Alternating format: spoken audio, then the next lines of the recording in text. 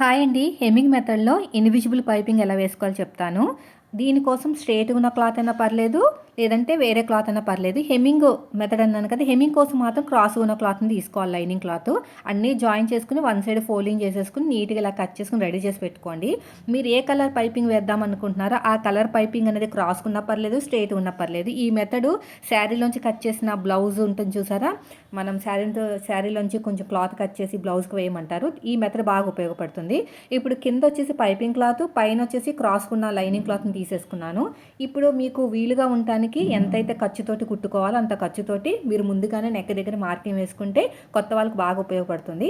మీ చేతి వాళ్ళను బట్టి ఇలా వీడియోలో చూస్తున్నారు కదా! కింద వచ్చేసి మనకి పైపింగ్ క్లాత్, పైన లైనింగ్ క్లాత్ ఉండాలన్నమాట.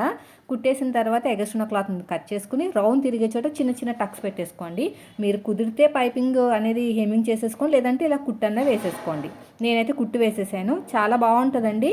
ఈ మెథడ్ చాలా బాగా ఉపయోగపడుతుంది. ఓకేనా? వీడియో నచ్చితే మాత్రం లైక్ చేయండి. Thank you for watching.